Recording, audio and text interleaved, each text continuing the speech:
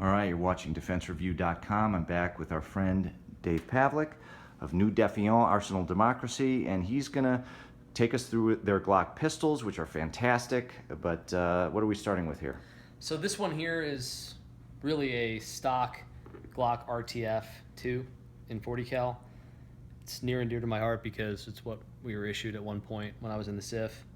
But we wanted to use this one to demonstrate some of our accessories that you can actually put into it. Our Magwell that we've finally perfected and come out with. The Magwell itself was designed to have all the benefits of Magwell, meaning it reinforces the frame itself, which normally gets pretty beat up from mags getting jammed in there, especially in high stress situations. And then it had our basic idea of basically having the hoof. Mm-hmm. The hoof being something where most Magwells have a very wide duck bill, and so when you go to load your magazine properly, you have to lift off, and then you're kind of doing this slow offhand load, and sometimes folks will let off a little too soon, and they'll kind of load, and they can actually miss. So now you can run your index finger right up. With this, it's actually very comfortable to do that, and it guides it right over your support hand, and so your hand goes right into its support place where it needs to be. Right there.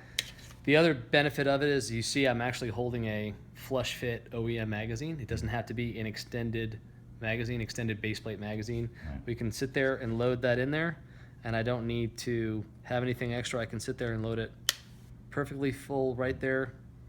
It fits flush, and I'm still able to access it. We put these side cuts in here to sit there, and if you had to yank it and extract it, you could do that. Mm-hmm.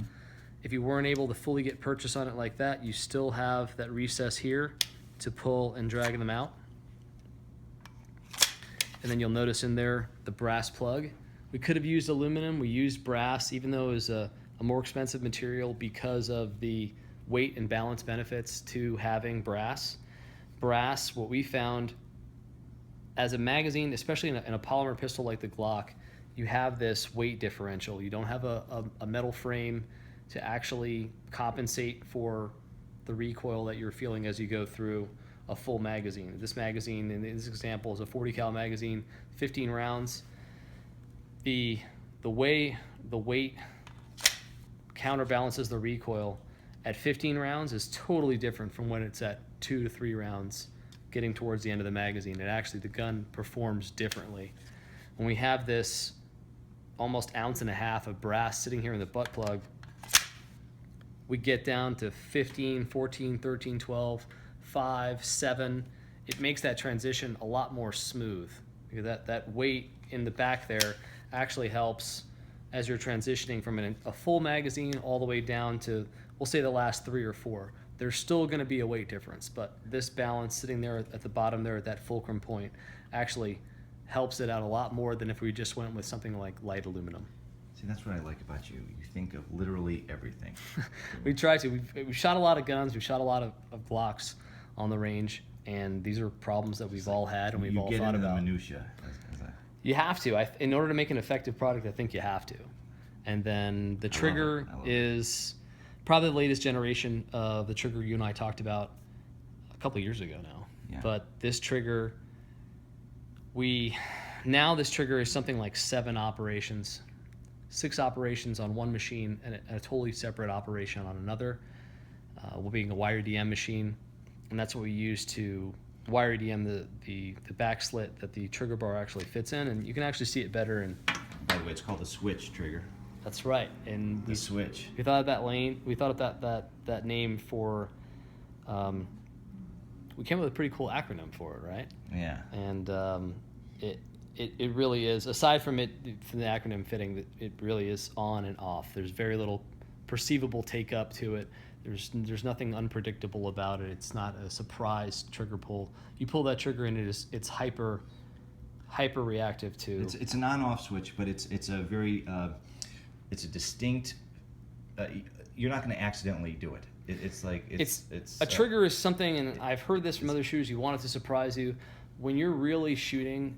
Not just in a competitive mode, but in a professional defensive shooter, defensive or offensive mode. It's not something you ever want to guess where it's actually going to break, especially if you're taking that low profile zero fail mission shot. Yeah. You want to make sure that trigger breaks precisely when you know it is going to break, and that's where this comes in. Yes. There's no adjustments in it, whether you're a civilian shooter, whether you're a competitive shooter, whether you're a professional, be that a law enforcement or military shooter. We wanted to make a trigger where there is no guesswork. You don't have to sit there with a very small Allen wrench and Loctite and sit there and adjust the over travel, the pre-travel. We took all of that out. We spent hundreds of man hours figuring out the exact length of that slit where the trigger bar itself fits in. Right. Leverage. Just to figure out the exact pre-travel and over-travel. And we maybe gave it 5/1000ths of an inch.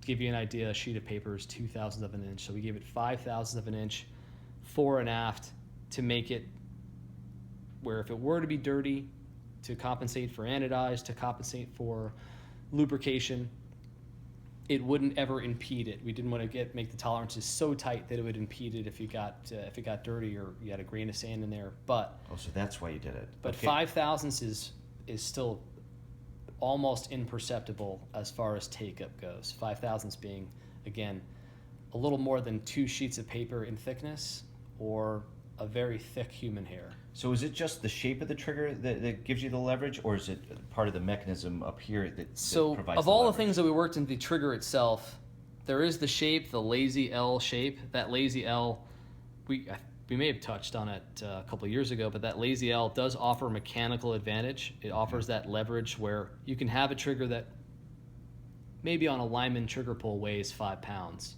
which would be the lower echelon of what you'd need a minimum for an agency or department trigger pull weight. Mm-hmm. But the perceived trigger pull, because you have that mechanical advantage to the shooter, is closer to 4 pounds. While maintaining all of the safeties and weights that we can say in a defensive trigger, 4.5 is probably about where you'd want to be on a defensive or even offensive trigger. The oil impregnated bronze bushing, which we pressure fit in there, that is bearing grade.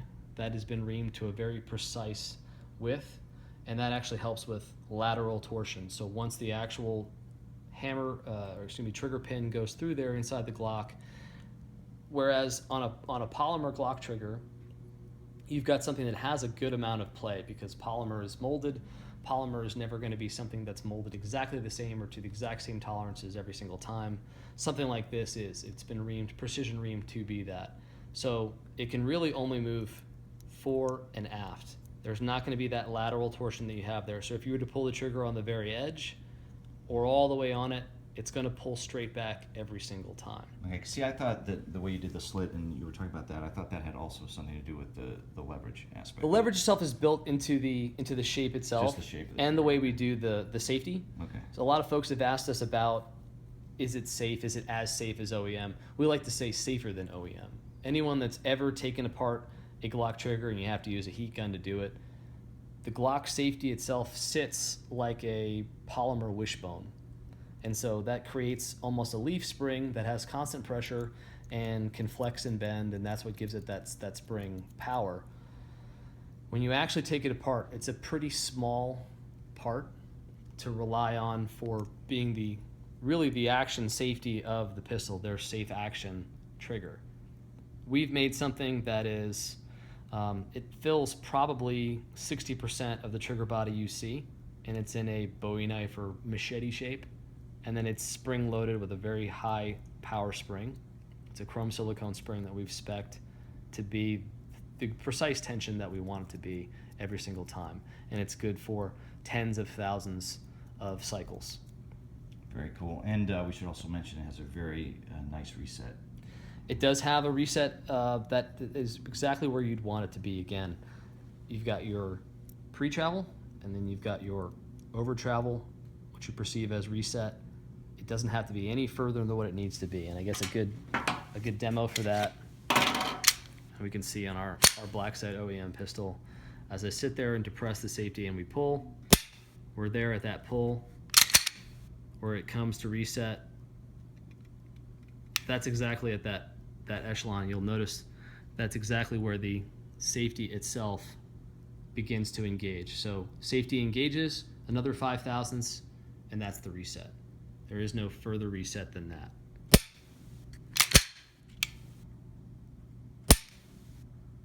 Very cool. So no adjustments to come out of whack.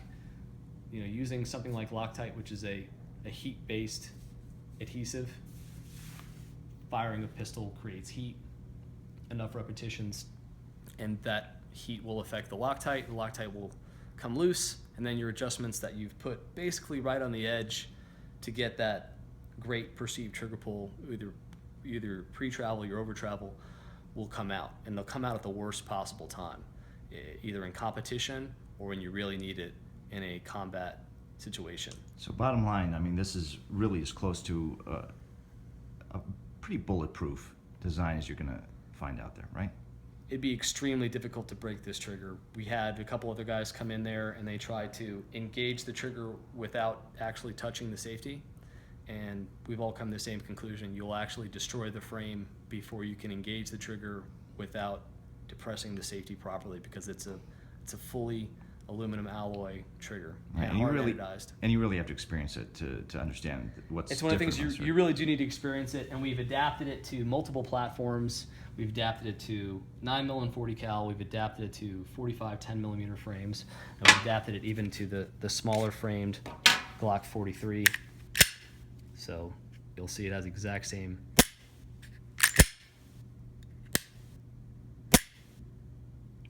pull and release in the Glock 43. Very solid. I mean, it just sounds solid. You know, when you pull it, it just it's sounds rock solid, and it's funny because it has a semi-flat face. Obviously, it has a lazy L, but the front of it is not curved. A lot of people ask us, how much wider is it than OEM? It's not. It's the exact same width. There's just no taper. It has to be the exact same width, or else it wouldn't fit through the slit that Glock cut out in their frame for the trigger to go through. But the way it feels and the way the triggers engage and these raised portions we put on the inside, it's really only comfortable to pull the trigger in the exact spot you need to be on the trigger, being the first metacarpal here, right there on the pad, dead center, pulling it straight back. you're just so surgical with this stuff. It's just crazy. We think pistols should be surgical. We think they can. I think pistols could shoot a lot further than people think they can, a lot more accurately than people think they can. And you ask anyone that's really shot Glocks for a long time in a professional capacity, they'll tell you the two things you want to change out on a Glock are the sights and the trigger. And if you do those, you can make a stock pistol shoot like a $2,000 or $3,000 pistol. And we should mention, I mean, full disclosure, right now this is my favorite Glock trigger right now. I will just say that. I'll accept that. I accept that bias. All right, Dave. Thank you very much. Really appreciate it. You were watching DefenseReview.com. We are on Saturday. This is during Saturday. We're basically end of show. Show's over. SHOT Show's over. We're very tired, but we're up in the sky suite of sorts, penthouse, whatever they call it. Really nice. Thank you, David. Really appreciate it. Thank you. All right. You are watching DefenseReview.com.